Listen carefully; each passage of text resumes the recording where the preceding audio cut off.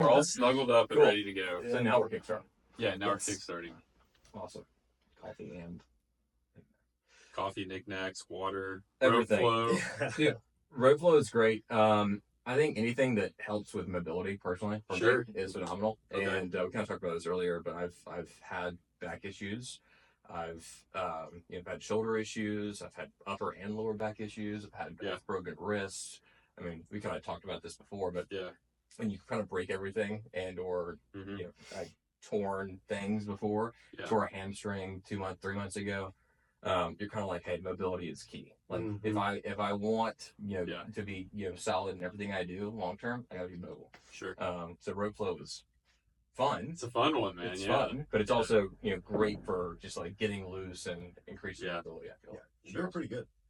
Well, I appreciate it. Kick it off. You did pretty well. It was fun. Yeah, dude, it's interesting. Like you see these like patterns in people that pick it up quick versus people that takes a long time. Mm-hmm. It's like this ability to be present, right? Like not like think about what are people seeing from me, like just being present with the rope, and then resiliency, like being able to stay with the new pattern and like try it until you find it. It takes time and effort, but 100%. But I think with anything, but it also takes a good coach too, and it takes good guidance and mentorship and leadership, and those are things that in any kind of workout before, like I wasn't allowed to lift heavy when I was super young or like go play football yet because my parents did not think that the coaches were good enough coaches at the time when I was in elementary school, which is frankly understandable. Right? It is fair. You want to have a really good coach if you're sending your kid to play contact sports before the age of 12. 100%, right? And they're not professionals, and so I think a huge part of that too is y'all were outside. We were talking through it. You were guiding me and helping me better understand the movements. And it's like when you do something incorrectly too, like you need somebody to be there to critique you, but also to guide you and support you. Absolutely. And I don't know, this relates to everything in life, but oftentimes we have like people in our lives that are not really there to guide us, and like they're there to like criticize us with everything, but they're not actually there to guide us and support us. And so you're like, recognizing that early on, y'all are great coaches. And so I was like, okay, I'm going to listen to these guys. They know what they're talking about. So that's another helpful part of everything. Yeah. That's definitely true. So like kind of segueing into why we asked to have you on the podcast today. We really want to like get your story. I know you have a really interesting background as somebody who's had a tremendous amount of experience in a lot of different fields so early in life. I kind of just wanted to start there as like, what is Cam's story? Like starting from, Spartanburg, Sparkle City, and like leading up until, kind of what you're doing now. From the very beginning. As early as you want to start, man. Well, I was born. That was wonderful. 29 years ago. Landed on the earth. As a fetus. No. Okay. First of all, I appreciate y'all having me on too. This is cool. Yeah, man. And also pumped that y'all are building this thing. Sure.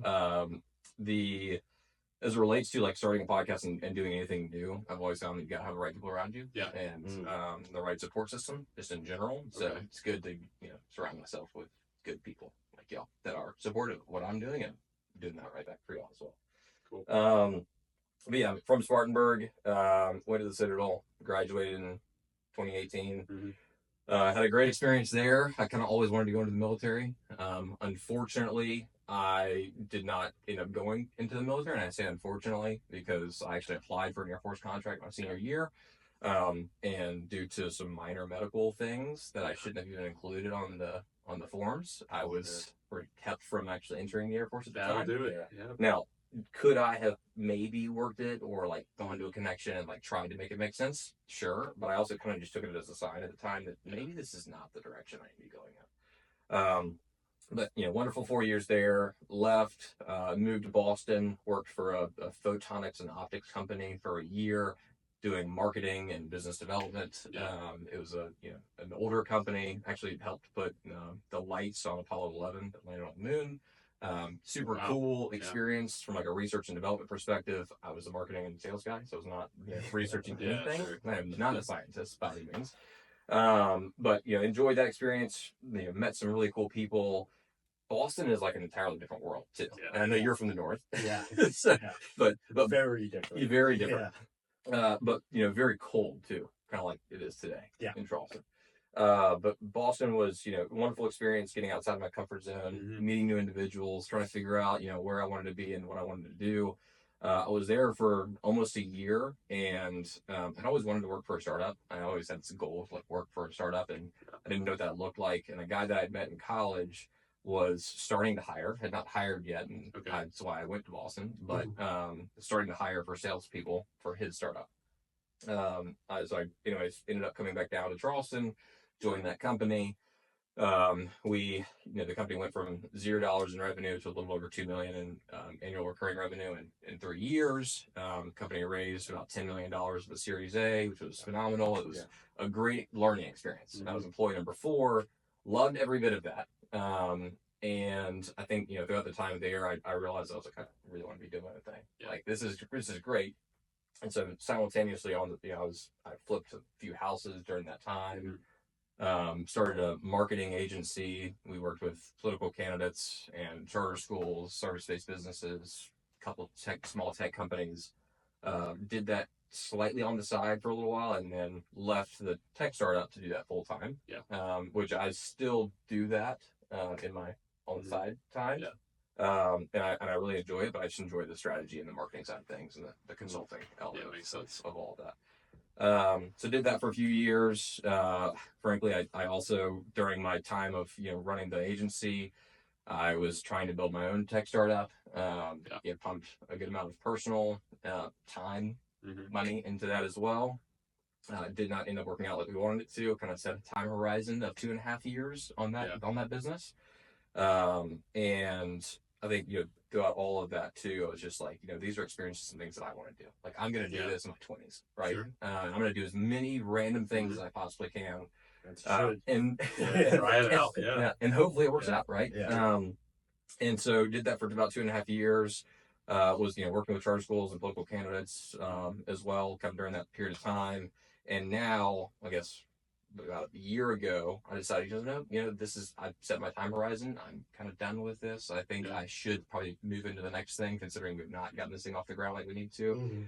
And I don't come from, a bunch of money, and we were not able to raise the money to keep it going. So moved into, actually working with a construction company this past year, doing business development for them, because I've always wanted to be in the service-based industry, and I've always wanted to buy a company in the service-based industry. And so I was I need the experience. So this past year did that. This is all very business oriented, and I'll bring it back to the physical. No, this is great. Shortly. Yeah. But this past goes like this. It all meshes together.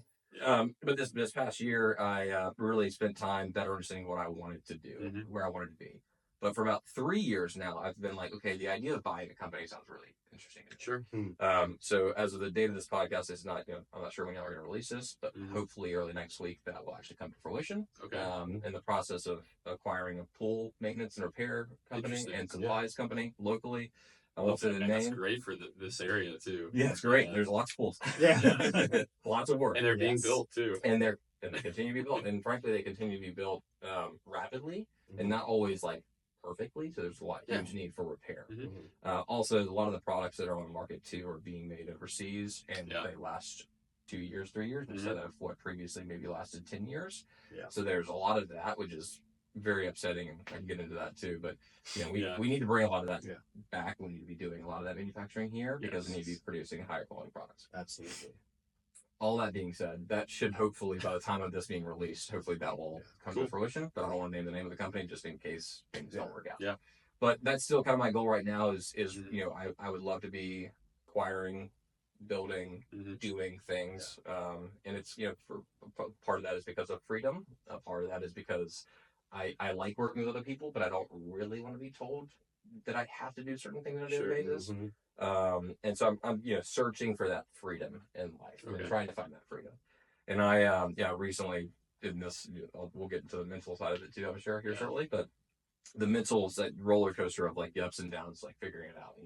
You ride a low really low, and I ride highs really high. Yeah. I'm also kind of a sales guy, I'm a Yeah. sales guy, and I love sales, but I've tried to figure out how to better balance, that roller coaster over time. Mhm. Yeah. Where I've mentally been super low, and I'll mentally be super high, and I'll just ride. Definitely relatable. Yeah, Definitely relatable. And I think a lot of people need Preaching to to the choir. right, and I think a lot of people need to understand that too. It's not all, it's not all roses, right? It's not all rosy all the time. Definitely not. Although it might look like it, it's Mhm. definitely not. And we're all having our own experience. So, Yeah.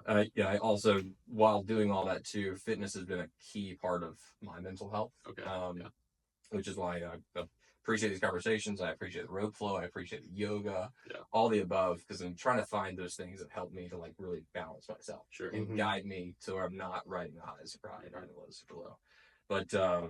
But fitness has always been a huge part of that for me.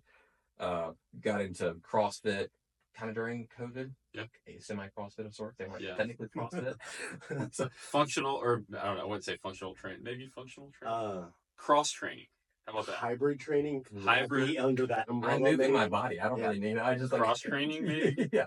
We're doing cardio. We're doing We're strength. not cross dressing. We're cross training. Yeah. Yes. Some form of crossing. Yeah, some form of crossing. But I always it's funny because I feel like the true CrossFitters are like, screw you, you don't do CrossFit. Like, yeah, okay, hold on. Like A little bit of cult. Yeah, like- Yeah. But so is High Rocks now, which I'll get into that in a second, which is like, That's another cross training, cross so to speak. Yeah. cross training. But there's so many things out there across the board, right? To be able to do. And I've been I'll list this too. I also have my own podcast, which you were a guest on, and I appreciate that. That's been my way of connecting with individuals, learning, personal development. It's all been personal, right? Yeah. It's not, and I thought about for years, like, I want to launch a podcast. I want to do a podcast. Yeah. And I was like, I don't want to do like a marketing podcast. Okay. I don't want to do a sales podcast. I was like, because I think I'm gonna burn out really quick. Yeah, personally. like if it's specific like that. Like which frankly, and I kind of mentioned this in a video I did recently, it's like people will say from a marketing perspective, you need to niche down. Yeah. And you kind of do need to niche down. It's really smart, especially like if you're in fitness, like you shouldn't be doing a fitness podcast. But the purposes for me were more personal development and learning for yourself. Cameron Brown podcast. It's just my show. It's like my thing that I do to better understand, to meet new people and to learn. Yeah.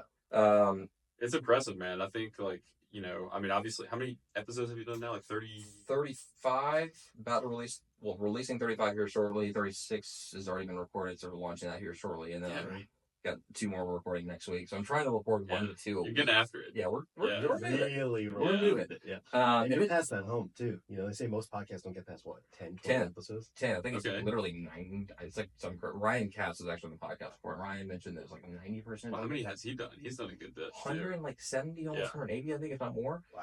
Yeah, he's cranking it out. He's past 180. He's an impressive guy. He's an impressive guy. Well, shout out to Ryan Cass.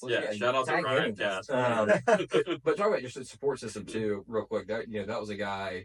There are certain individuals in your life that you're not like best friends with them, but they just for some reason just want to see you do well. Yeah. And you're like that's. I should have been friends with you for a very long time. Yeah. Like, why do you want me to do so? I appreciate this. But there were times where like he would shoot me a text, or like other people would shoot me a text, like, "Hey, when's the next episode coming out?" That's awesome. Be like 2 weeks in between. They're like, "Where's the next episode?" Like, giving you that push. Keep going. You're right. Like I gotta keep going. Yeah. And now it's just like muscle memory. I'm just like, when's my next spot? When am I connecting with the next person? Yeah. So all that's kind of my background, I guess. Cool. Yeah. We've delved into much of it, but on the workout side of things, CrossFit for a little bit. Always kind of running and moving. Did a marathon in December 2023. Did a High Rocks October 2023. I kind of was like at a point I was like, I need to start like setting myself up and like training for something. Yeah, exactly. So that I'm keeping myself running a goal. Yeah. And so I've been trying to do that. I was supposed to do another one recently with a friend of mine, had some lower back issues, and I was like, I get to the middle of workout and my back would just squeeze. And I was like, it's not worth going and getting super injured, but I'm upset now. Yeah. And so there's highs and lows. Yeah. But yeah, that's a little bit of the background on that. So we're calling this podcast the Body Mind Project. So our idea with this is basically it just kind of aligns with the conversations that we have, and kind of like that's how it started. Like really just us talking a lot of, and it always comes back to the same thing, right? Like we truly believe that in this like holism where the body and the mind are one, right? Like there's no separation between the two. How you feel, how when depression hits, your mental state is directly connected to your body. Yep. And how you're moving your body. Sometimes you can even notice it in your body first before that, mental, state of mental clarity or lack thereof hits. Yep. And so that's kind of like what we're really passionate about.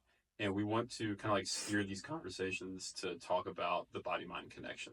Cool. So with you already sort of like mentioned it. I mean, talking about how, you go through like you're riding these highs and lows. Yep. And I guess like my question for you was like, how have you noticed, obviously we talked about like your career progressing and moving into different areas where you're, succeeding or maybe like finding areas where you need to hit the reset button. Yep. How has your like fitness and physical health aligned with your like mental clarity or mental health? So the biggest thing for me is staying consistent.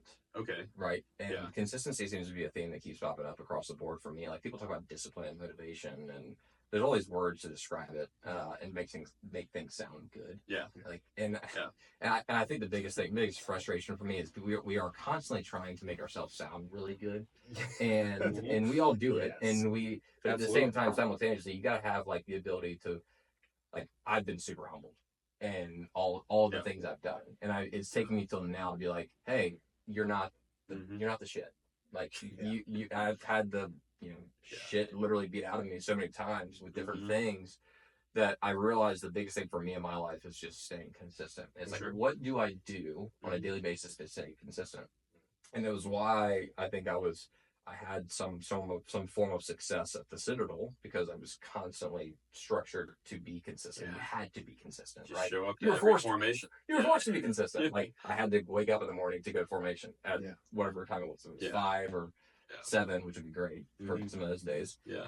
I'm still rebelling on the whole sleep thing, by the way. I'm not, if I'm being forced to wake up at 5 every day for however many years to now not having to wake up at 5, I'm like, but that's another area we should probably get into, because waking up early and being consistent in that regard is huge. But for me, the working out and just doing something has been my form of staying consistent. Sure. And having something to train for, going to the gym, just getting in the gym. Even if I go into the gym and I don't want to work out, I'm still sitting in the sauna. I'm still sweating. I'm doing something. Showing up in some sort of way.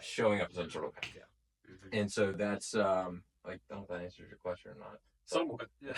I mean, there are a lot of ways to answer my question. Yeah. But I think consistency is the biggest thing for me, and making sure I keep my mind and body connection as best as possible.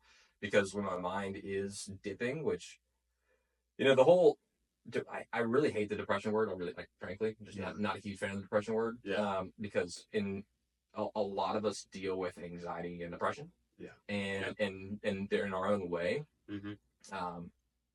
Mental health, mental therapy, the professionals are not going to like this, that I'm going to say this. Yeah. But I feel like oftentimes we say the word depression and we use it as like an out. Yes. Exactly. Yeah. It's a crutch. Yeah. Correct. It can be a crutch. It can be a crutch, right? But we all, some people deal with it in different ways. Sure. Also, I've talked a lot about trauma and traumatic experiences on the podcast with people who are using psychedelics to like treat PTSD and trauma, right? Everybody has a different experience. I think my biggest thing though is at the end of the day is like recognizing that you had this experience, that you're going through a tough time, and then addressing it with consistent behaviors. Sure. That help you to work through it. You're not going to probably, I mean, maybe you do just completely get over it. Maybe it just goes away one day. But for me, I don't think it's ever going to go away. I think I'm always going to have these issues. And so, like, I've got to stay consistent. But I don't want to use it as a way to be like, well, I need this or this or this in order to succeed. It's like, hey, look, you got to stay consistent. Sure. And you got to keep moving forward. You got to keep taking action in order to see the benefits. But life's not going to be easy. No. And I think if you ever expect life to get easier, like, life never gets easier. No. I think, in fact, it gets harder. It gets, We get, like, because you overcome one challenge, and then the next one comes, and it's a little bit more difficult. Yep. But, what's happening here, I think of life, it's just a bunch of avenues and choices. Yep. right? So I've dealt with mental health struggles myself personally, a good amount of them, and I've gone the direction where it's like I used it as a crutch, right? And it's a choice. And with these things that we talk about, and with what you're talking about, your consistency, they're tools. They're tools to overcoming or changing, right? Which way the body mind goes. Which I'm curious. I've been holding on to the question, but once you brought up the low back pain, and your goal were these events. And they're not easy events. Right. And you were training for them. You experienced the low back pain. How did that change your mindset, your feeling, your connection going forward?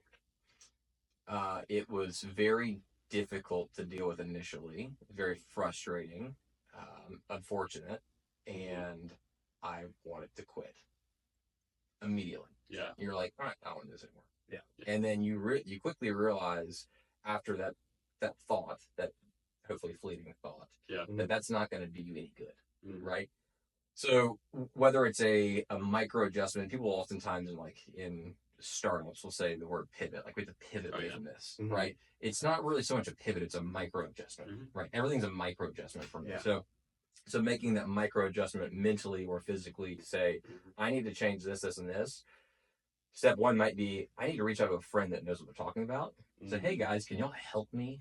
And also, it would be nice to be able to pay a trainer. It'd be nice to be able to go to PT. And for those that, frankly, let's just put a hand on this for a moment, that cannot afford to go and do those things, right? I think that's also difficult too, which is why it's so important to go get around people in general that have these skill sets and have this knowledge. Absolutely. And whether or not you think you know how to deal with everything, which I'm a very stubborn person, and frankly, that's my entire life. I've always thought like, I'm going to figure it out. Welcome to the club, man. That's what I really came to play. And constantly, right, just running to a brick wall. And You're like, maybe I do need help. Just reach out to the guys for that, right? Like, you can just talk to me for a minute and help me out. But I think people will often be like, well, I have lower back pain. I need to go to the hospital. It's like, well, hold on. Before you go do that, maybe you should talk to a friend that can support you and guide you in a different direction instead of immediately going to the hospital or going to the ER. Sure. Now, if you need to go to the ER, go to the ER. But unless if your leg's broken in half. But probably a good time to go. Yeah. Probably a good time. If it gets chopped off, probably should go. We're talking non-specific back pain here. But I think that just mentally, my biggest thing is making those micro adjustments and in your training, and and you're making sure you connect with the right people to make sure you're training properly, not overexerting it. Getting the rest, but oftentimes too, I would go into the rest mode and be like, I should just rest for people, especially your parents or people that care about you. They'll immediately say, just rest. Stop doing everything. Rest. Take anti-inflammatories. And you're like, and for me, I appreciate that. But I also know there's better options out there. So I think hopefully that answers your question pretty well. But I think it does. Making the micro adjustments immediately are super important to get back on track. Don't let it derail you completely. Recognize that it's a barrier, it's a stopping point, but it's also a moment of breathing and realization. I look at this as an opportunity to grow. And I think if I might reiterate what I heard from you, essentially this obstacle came in the way, and instead of being like, oh, I can't do anything, you were goal oriented, whether it was from the sales experience, well, primarily from that, right? You said you had to pivot. You saw this opportunity, you're like, oh, I get to change. I have an opportunity to grow through this and find a way out. And that's a big thing I see a lot of people, because I primarily bridge the gap between rehabilitation and fitness, and having somebody who's gone through the experience and know there's a way out. A lot of people, they have this back pain, some sort of pain, and then they go, oh no, I can't do anything anymore. Yeah, exactly. Well, it's also what I see too is staying with the long-term mindset. We're all goal oriented in the long term, right? We want, it's all right, I want 0 back pain. I want a pain level 0. I want to have a 6-pack abs or whatever, right? But it's not linear that. For me, it's just forget about the long-term plan. Have this short-term plan that you can stick to and chase after that. Chase after being present right now. Chase after the short-term goal of like feeling better today. Yeah. And for me, that's fitness, rehabilitation. That's what it's all about. Do what you can right now. I mean, this might be from my yoga background, but it's like presence is key, and then the long-term results will happen. Yeah. As long as we have a good vision, consistency, and Yeah. we stay consistent, like it'll just fall in your lap. Yeah. And it's like sounds so ridiculous to be like, oh, just stay consistent. You're like, it's hard to stay consistent when like that's why we chase after the short-term goal. Right. Yeah, right. The short term. And setting, my girlfriend says it all the time, but setting smart goals, right? Yeah, That's sure. a business thing too.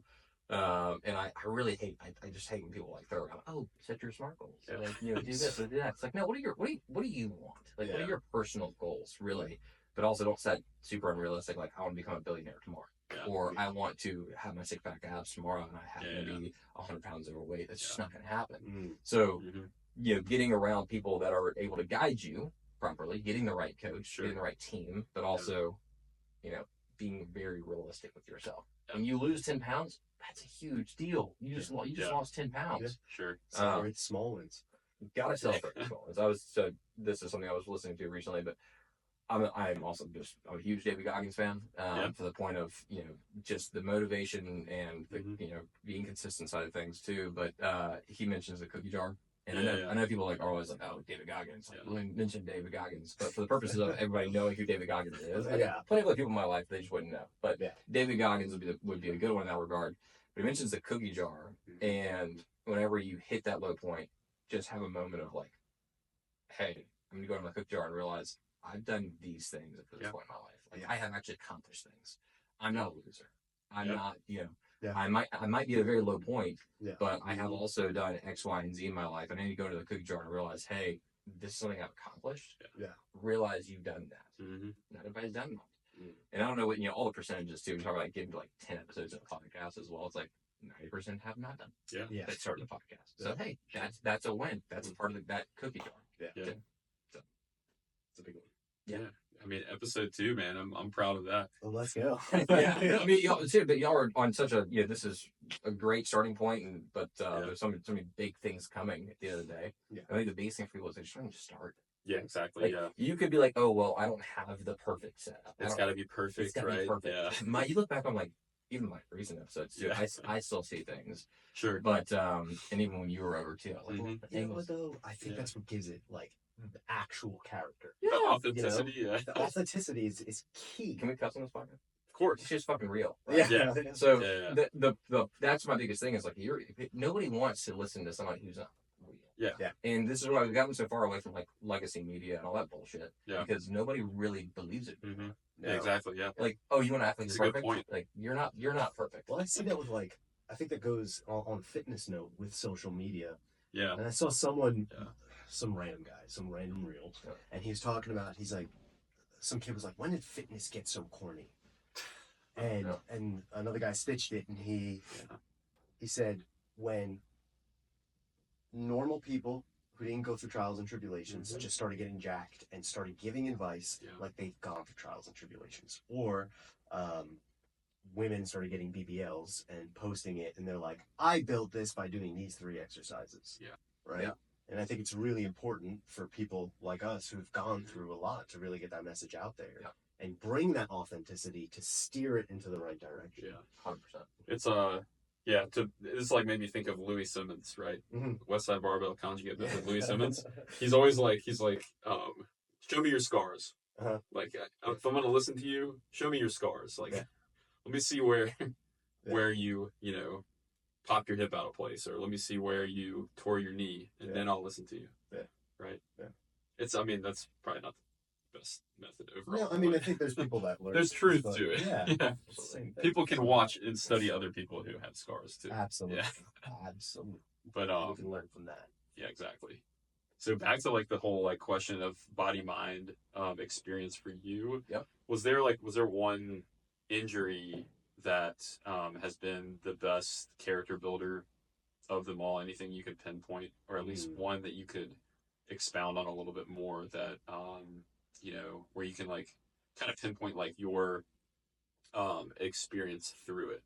Yeah. Something that comes to mind. Well, I did not pop my head out of place for the record. So I don't know that anything, when you were telling that story, I don't know that anything really compares to that, frankly. What, have you had any, like, I'm assuming you have intense injuries? No. And I'm going to answer that here shortly. I'm just curious to know. I mean, I've had non-specific low back pain for a while from football. Okay. I had a labrum tear in my left shoulder that is still like that. I mean, labrum tears are tough, bro. That's but it wasn't. If we're comparing here, it wasn't what happened with you where I had to go get surgery. It was just I was bodybuilding, and then I changed. I have my scars. My scars are very different. They play more on the mental, emotional side of things, and behavioral.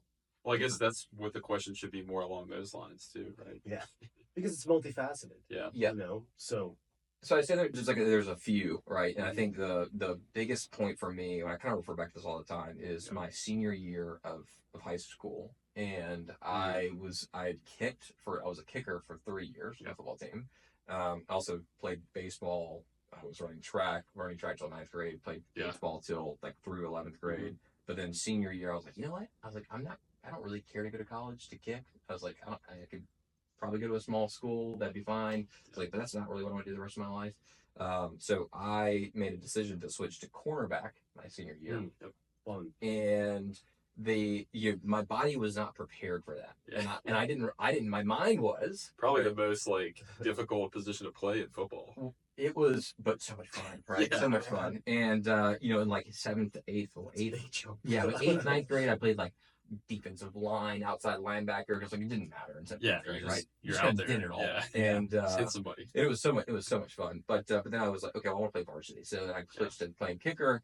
And then senior year, once I made that decision, the guy behind me was really, really good. He ended up going to play D1 as a kicker. So I was like, hey, we got a kicker. I need to play cornerback. Pass the torch. You need to get running. Yeah, 100%. So we did 7-on-7s that summer were amazing. I was starting 7-on-7. All that was great.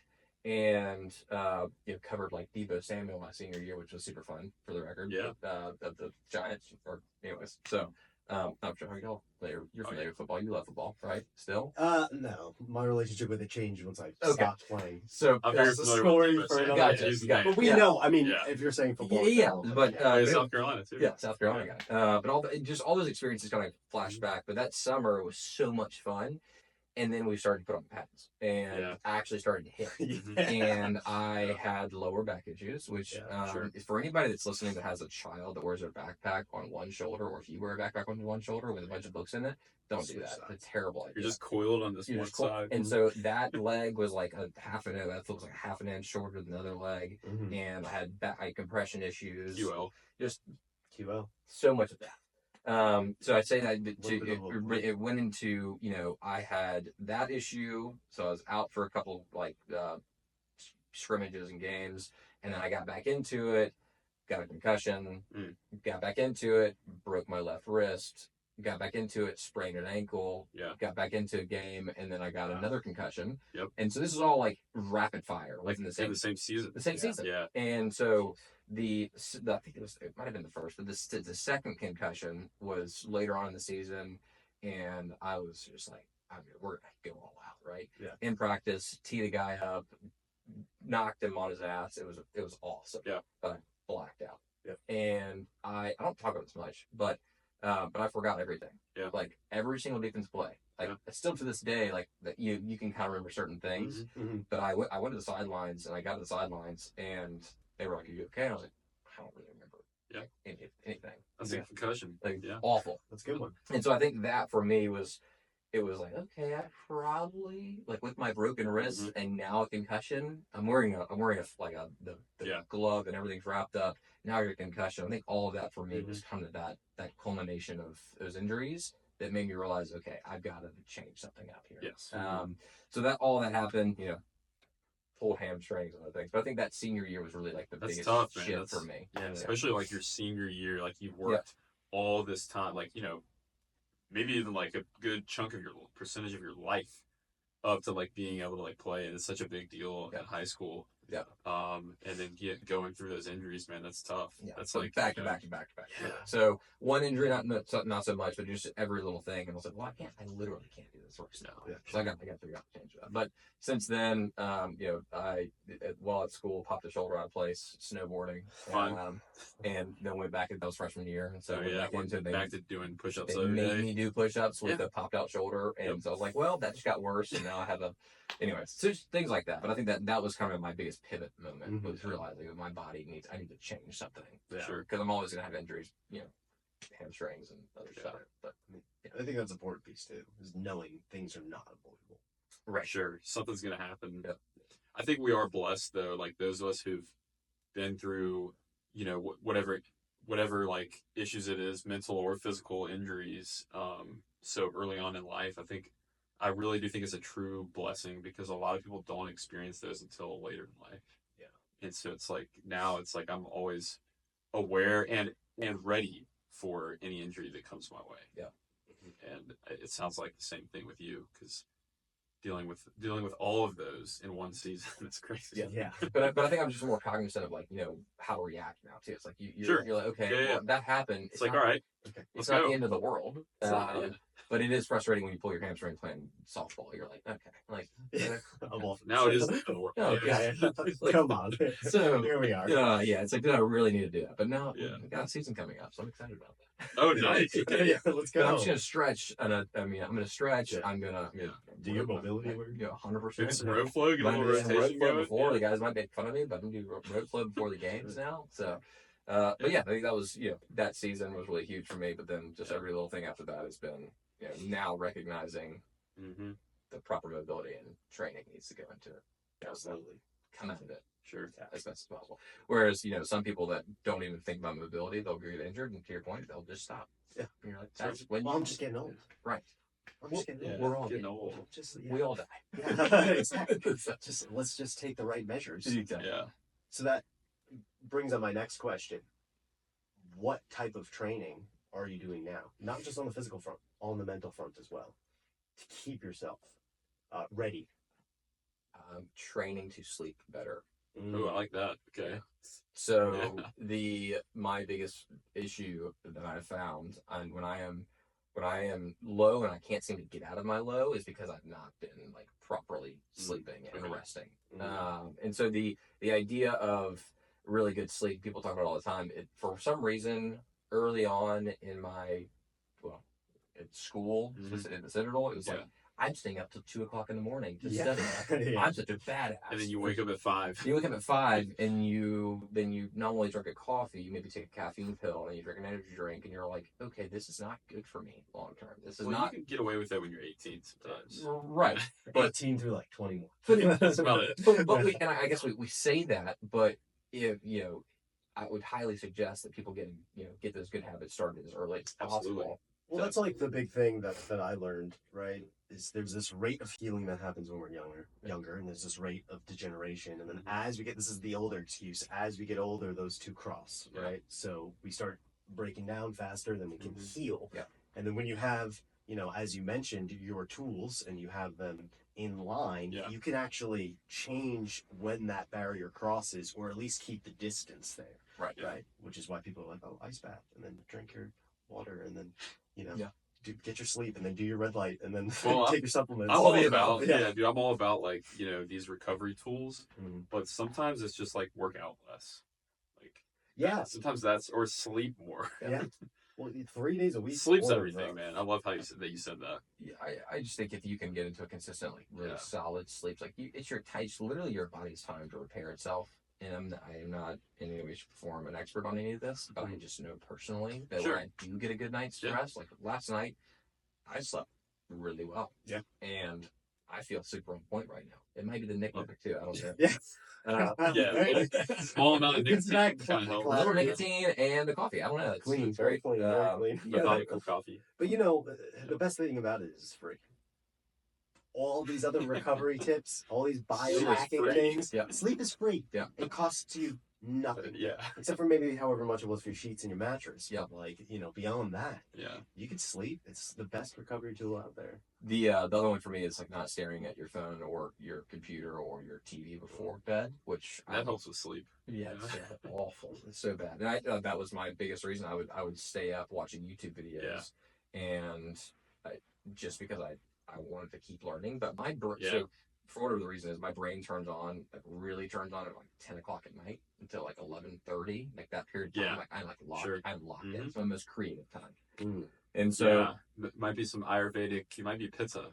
Yeah. I have no idea. Good to know. Well, I heard something that. What does that mean? I've been like reading on Ayurvedic. It's like an ancient healing science, self-healing science, and there's like 3 different constitutions types of people. Okay. The pitta person, like myself and probably you, that's like our time. Like, so sometimes we'll get fired up right around that time, which is interesting. I don't know. I was reading it last night and couldn't go to sleep. And so if you don't go to sleep before that, then you're kind of screwed. Yeah, so, I think so. I think your time. Yeah. But right around like 9 o'clock, I'm like, I'm starting to kind of get tired. Yeah, but if I stay up till like 10:15, I'm like, oh god, it's game time. I read something once that some people are wired a certain way because ancestrally, like if you have a tribe and it's night, and night's not a good time, bad things would happen, right? Somebody's got to stay up and watch. Someone's got to keep guard. So they said some people might be genetically wired that way, which I thought was interesting. Yeah. To be like a night watch. What's your genetic heritage? What's your genetic background? Yeah. I got 5 other questions that come along with this one. Yeah. I'm a mutt, so I mean, well, like all of us, yeah. Yeah, except for pure Italians. No, not pure. And Irishmen. My family's like Scottish Irish. That's about all I know. And my dad's side of the family's more Irish. He claims to be more Scottish. He's actually more Irish. Look, as you know, but my mom's side is more Scottish, but mixture of everything. Okay. I think truly, I think that points to it's a good point that we are wired to protect ourselves and our people, and so there is that deep genetic side of things that really keeps us alive. Yeah, sure. And so it keeps us protecting ourselves and our people properly. But there's so much of that research out there too. At the end of the day, but we're human. I don't know the validity of it. I read it somewhere. It was a cool article. I'm like, great, and then I moved on. I love the idea of like training, like weight training, movement training, that aligns with sort of like your, like ancestral background. Like if you like, let's say like of Viking heritage, maybe swing some maces, maybe. I mean, I think maybe chop some wood. It just feels so right to me. I have a counter argument for that. When I get out there and swing maces for 30 minutes straight, I'm just thinking about it the rest of the day, and it feels so right. Same thing with the rope, man. I feel like I'm about to sling a rock and kill something. I think that's just this primal, like it's just more of like a primal, natural movement to just do this where there's a place and time, because technically so it doesn't have to mace be is started in India. Yes. And if we were to solely go based off of that argument, well then let's grab some axes. Yeah. Let's swing some axes. Swing something, right? But to your point, the just squatting and just bench pressing and just hang cleaning, or there's so many other movements that are so much better for you. Yeah. And it really depends on what you're trying to accomplish. Right? Well, those are great tools. No, those are great movements. Right. And I want a bigger chest, and so I'm going to be doing some more bench press. And I love bench press. I would love to bench more. Yeah. But doing it incorrectly, right? Which is why I go back to coaching. I still doing things incorrectly. So from time to time, I'll get a coach and be like, hey, I need you to make sure my movements are still solid. Yeah, it makes sense. Yeah, and the good thing about it is coaches need coaches too. Yeah, we don't know everything. We think we do, but we're constant. Well, actually, maybe we don't, because I know I don't. We're constantly like, even though people pay us to coach them, we're constantly seeking coach lists. Well, I mean, think about it like this: we're 1 rung on the ladder higher, or 2 rungs on the ladder higher. Right? There's gonna be somebody else that can teach us. People don't know that we could be all the way on the top, and someone's only on the bottom, and like they see us there, and it's just like, well, how about we just get on the ladder? Start with the small. Get on the ladder. Just get on the ladder. Just get on the ladder. Let's just get on the ladder. I'm such a generalist in so many things. Like I like it all, and that's been my biggest realization this past year. It's like, hey, it's okay to like everything and to like want to learn more about everything. But in order to get better in certain areas, you need to find people who are hyper focused in those areas, because there's so much information and knowledge, and you can never know it all. Yeah. So you gotta find the people that are really locked into their area. So just as an example, my background's in corrective holistic exercise and kinesiology. Calling it holistic strength coach because it's way more digestible. Yeah. If I said that to you initially, you'd be like, all right. Some nice terms, some good buzzwords. That's cool. That's big information. But like, I'm been deeply contemplating about hiring another strength coach. Just like some guys who are out there doing it. Tom DeJulie, actually. Shout out Tom. He's crushing it. It's just like, how can I excel and then bring this? Yeah, Tom's strong. He is strong. This dude. Well, I don't know who else is who's combining conjugate method with WEC method. Yeah. It's such a great marriage of the two greats. I mean, like, as far as strength training. Yeah, man. Can you break those down real quick? So conjugate method, it was developed by Louis Simmons, who started this gym in the 80s, 90s called West Side Barbell. Yep. And he basically like developed this whole method that he took from sort of like some Soviet and Bulgarian methods and turned that into his method of primarily started off with like training people for powerlifting. Got it. And he trained, world had a lot of people. What was that? The prisoners? Yeah, I mean, he took some people from different backgrounds, a lot of times poor, bad backgrounds or different backgrounds, and turned them into world-class powerlifters and broke a lot of world records. Cool. And he developed a system that was it's just like the conjugate method, right? So it's like working with max effort days and dynamic effort days. Yep. So focusing on speed work with everything as well as like maximum effort. And he's able to teach strength and conditioning coaches to implement that into NFL programs, college programs. He's able to take that over to fighters. A lot of UFC fighters have trained underneath him. It's been transformative for the whole like strength and conditioning community. Instrumental, yeah. And the same thing with David Weck. And then David Weck is the other guy, yeah. Do you know the Bosu ball? It's like the half Swiss ball. Yes. Okay, so he invented that. Got it. And so it has a lot to do with stability training, a lot of rotational movement training, and how it relates to gait. I think of all functional things we do, walking is like number one. Walking, running, and his system mostly, primarily revolves around that, and working and getting stronger in end ranges on both. So now, this guy Tom took David Weck, Louis Simmons conjugate method, and went fuck, and it just created Y'all are on the same page here, by the way.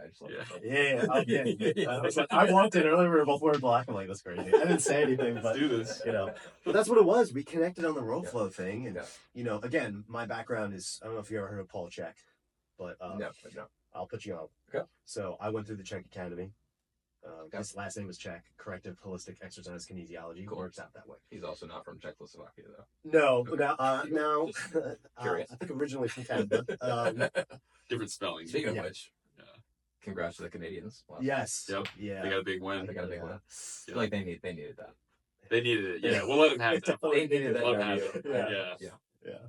But so I have this corrective exercise background, and then I jumped into the WEC method stuff. And then, Zach, I would say when it comes to lifting is more of the powerlifting background. Obviously you have sports with rugby and all that kind of stuff, and I can go into the nuances of mine too. Yep. But then with the WEC method, now the cool thing is too, the WEC method kind of allowed us to have a common ground, and then we kind of bring in all this other stuff to one another too. It's really good. Cool. Yeah, it's been fun to kind of like throw ideas off each other and grow. Sort of, not at the same rate, but similar rates alongside each other. We're climbing up the ladder. It's like we're both like this on the path right now. So it's perfect. So it's like what you were saying about Ryan. Did you say his name? Yeah. Yeah. How he was just kind of there to kind of like be there. But I mean, and so many different people too are all on the way, right? Sure. It's just as an example, that's a prime example of somebody that you get to get around and have in your life to push you, right? Yeah. But there's been so many of those different individuals across the board that you're not best friends, but then you become your relationship built over time as and you don't have to have like 50 best friends. You should have like people to support you as you continue to grow. I think what's the expression? It takes a village to raise a kid, but I think it takes a village to really do anything. To really make things to do anything. Yeah. And we all got COVID put me behind my computer. Yeah. And for 2 years, and I was like, this is not me. Yeah. So I can't do this for the rest of my Sure. life. And I don't know. It was hard to get out of that mode too. Like, oh, we're all in our houses. This is easy. This is like, you got comfortable. It's safe. It's safe. But you really got to get out and go do it. I think that helps a lot of people overcome things by just getting out and finding your community. So yeah, because I struggled when I first moved down here, like to that point. It's like I was like, I moved down here. I'm like, I'm just gonna build my business, and it's gonna happen like this. I knew nobody. Yep. And until it's been a little over 2 years down here, and like things finally just started snowballing down. Man, you got to meet people. You never know what an interaction can lead to. Yeah. And also, it's just like you never know who is listening, who's watching. Absolutely. It can, one connection can lead to anything, and it could take years for that for the fruits of that to happen. But yeah, I just think it's all connected. I'm playing the long game. This is a special place. Play the long game. Yeah, play the long game. Play the long game. This is a special place too, man. I love Charleston. I think it's there's a lot of things happening here. It seems like a really great place to be. Lots of growth, lots of people moving here from all over the place. Yeah. And this, it's kind of, I really like Boston. Mostly the Northeast. Yeah. And California, but mainly the Northeast and Ohio. But we won't make fun of the Ohio people. They're great. I had somebody say to me, just like, he moved down here early 2000s, and he's like, and at that time, he was meeting people. They're like, oh, I just moved from Ohio. And even now, still meeting people from Ohio. He turned around and goes, who's left in Ohio? Yeah. So they all come, well, it's like Myrtle Beach is like the thing that attracts them to South Carolina. And they realize, oh, Charleston is maybe where I want to be long term. Maybe it's not Myrtle Beach. So they kind of find themselves transitioning to this location. I'd be interested to see what Somerville turns into. Everything's a lot of potential. Everything's growing that way. Yeah. I mean, and that's the biggest thing too. If you look at the urban sprawl of certain cities over time and how they expand, how they grow out. Like, you look at the map of even Charleston in the past 10 years. Like West Ashley specifically has just blown up. Yeah. Mount Pleasant too, but we've pretty much everybody has kind of grown into Mount Pleasant, and so now it's like all in all, right? Yeah, and Mount Pleasant's pretty full. Yeah. We're full. Yeah, we're full. For everybody out there who's thinking about it, there's no room in Charleston. Yeah, but no, there's absolutely room for individuals to come in. And I think whatever community you decide to go into, just go with an open mind, regardless of where you're moving. Right? Yeah. There's always people there to meet. There's always things to do, and there's whatever your business is you're trying to get into. But I oftentimes find that people from the Northeast come in a little more aggressive than they probably should, thinking they're going to come take over the world in Charleston. And then you have people. No offense, this is just that. I mean, none taken. That was me, and I got humbled real quick. Well, I also was going to Boston thinking I was going to take over Boston. That's tough too. But just that hard charging mentality. I'm going to go make it happen. But I think wherever you go, you got to realize, you're in a different place, you're in a different culture, a different location, and just talking about ours. This is kind of a political and geopolitical podcast that I just recently did. We talk a lot about like soft power in the world, and America's soft power in other locations, and like really meshing with the cultures properly. And we, to a certain degree, have done pretty well with that, but then we also have, in other ways, not done super well with that. But if you can mesh with, in a soft power way, the culture locally, you can befriend anybody, and you can build anything you want, as long as you have the ability to connect with the local people and the culture and the tribe that you built here. So, I think that comes with being inquisitive and being authentic.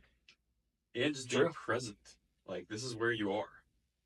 Right? Like, be here. You're somewhere else. Respect it. Be here. Like, do your thing here. Do what you can. No matter how smart you are or how physically fit you are, your EQ is really everything at the end of the day. And I think everybody needs to take a moment to realize that portion of it as well. Emotional intelligence is huge. Yeah. It's huge. And it also takes a lot of time to learn. We're all constantly still learning that one as well. Yeah. But that's such a mind-body thing, right? It's just like you can be huge, you can be super smart, but also if you don't have the ability to correctly connect with people at an emotional level, they're never going to trust you. Sure. And they're never going to let you in.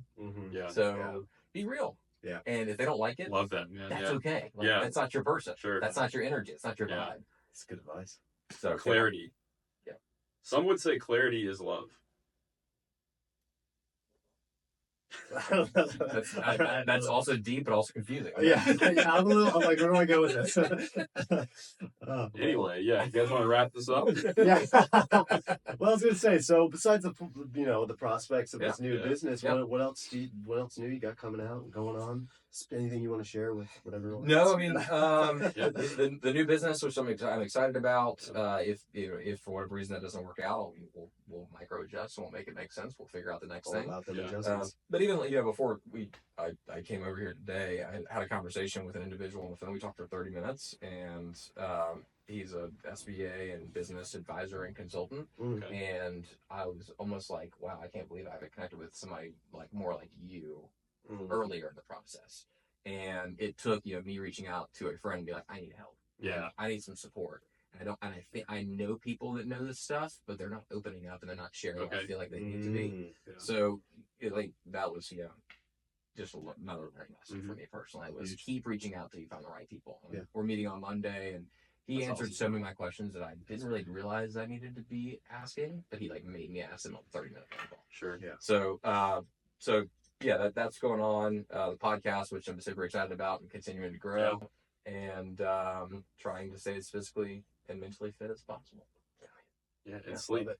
And continue to get really, really good rest. So that's my biggest goal for 2025 is just getting the proper sleep. Yeah. Love it.